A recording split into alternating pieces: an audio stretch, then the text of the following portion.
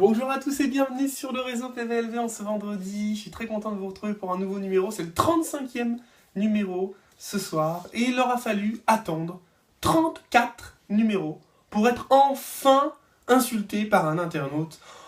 Comment ça, à perdre patience? Rien, aucune insulte, aucune critique vraiment méchante sur moi. Enfin, là ça a traîné, mais là j'y ai eu le droit effectivement. Alors, atroce à regarder, à écouter.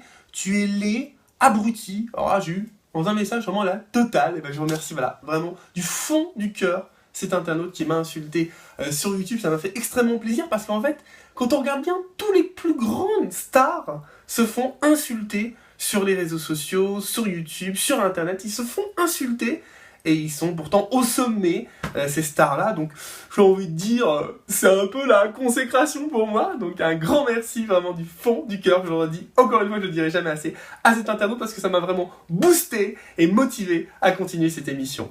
Et pour commencer, tout de suite, une petite sélection des tweets de cette semaine.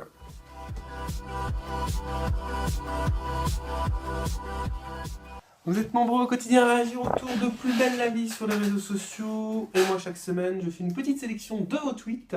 Et on va commencer dès à présent avec un premier tweet dans un instant. Mais n'oubliez pas que le Twitter officiel de l'émission, c'est @réseau PVLV, tout en majuscule.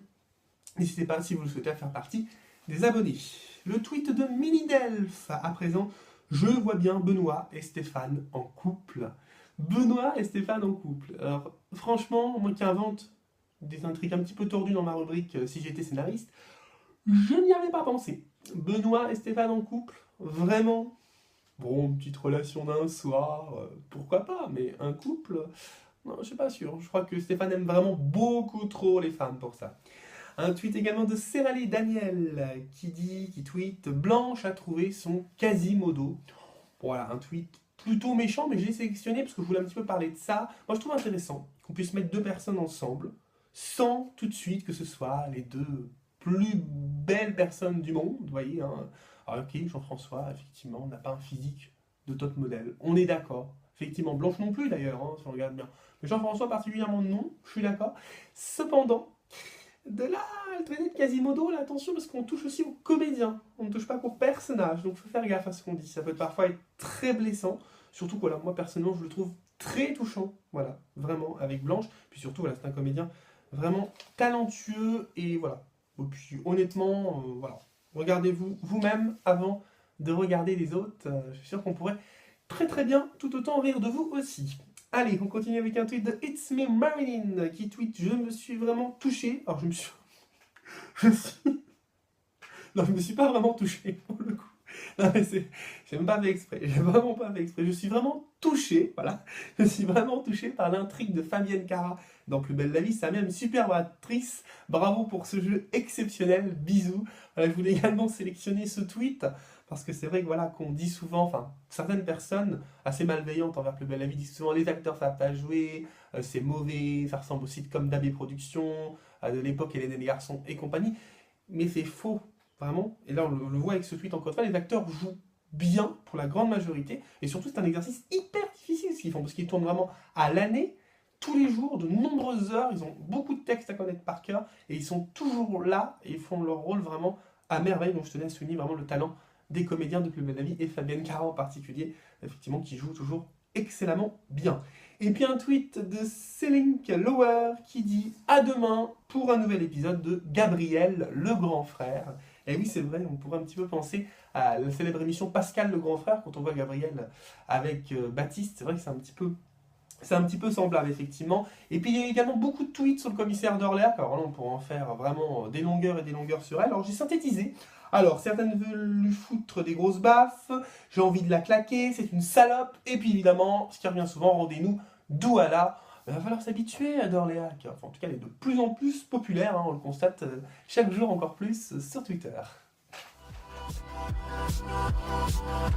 C'est l'heure de me mettre dans la peau d'un scénariste. J'ai imaginé trois intrigues un petit peu tordues, hein, vous me connaissez maintenant. La première concernerait la commissaire d'Orléac. Et si en fait, la commissaire d'Orléac, sur ses airs de fille un petit peu coincée, serait en fait une nympho. En fait, d'Orléac, elle aime le sexe. Moi, c'est ce que j'ai imaginé. Une intrigue où on découvre qu'elle est folle, le sexe. Le fouet, les menottes, ouh là là, d'Orléac, ouh là là.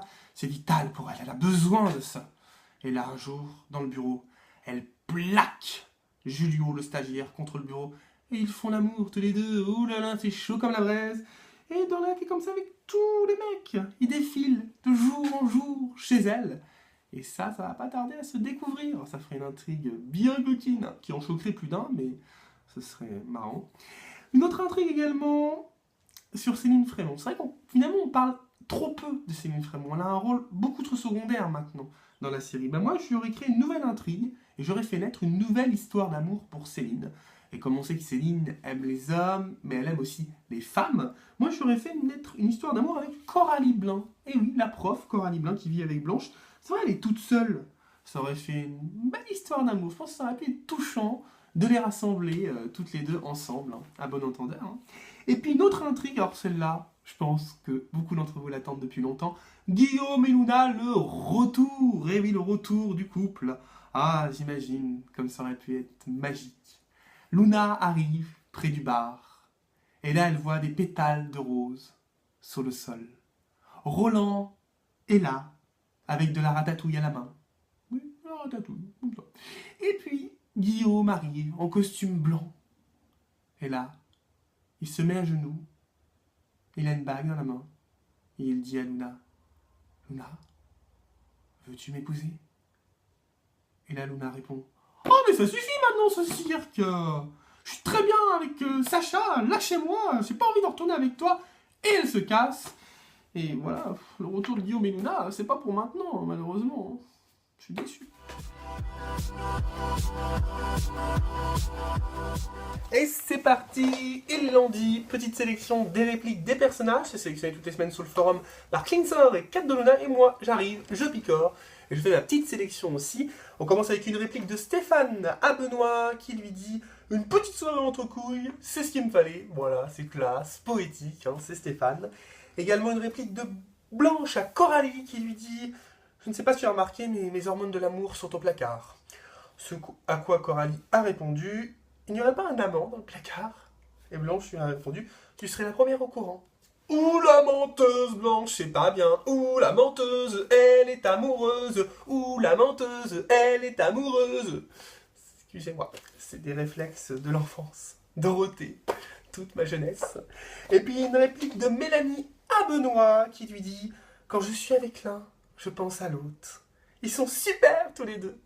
Et je ne me vois pas passer ma vie l'un sans l'autre. » Bah oui, mais à un moment ou à un autre, il faudra bien faire un choix, Mélanie. Tu ne pourras pas définitivement rester avec les deux. Sinon, ça voudrait dire quoi? Un ménage à trois. Pas sûr qu'Étienne et Mathos soient d'accord avec ça. Allez, mes petites internautes d'amour, une petite internaute d'amour, j'ai essayé d'être affectueux cette semaine. J'aurai le plaisir de vous retrouver la semaine prochaine sur le réseau PBL pour un nouveau numéro. En attendant, n'oubliez pas le Twitter officiel de cette émission, @réseau PBLV. Je compte sur vous, si vous aimez cette émission, pour faire partie des abonnés. À très très vite, bonne semaine à tous.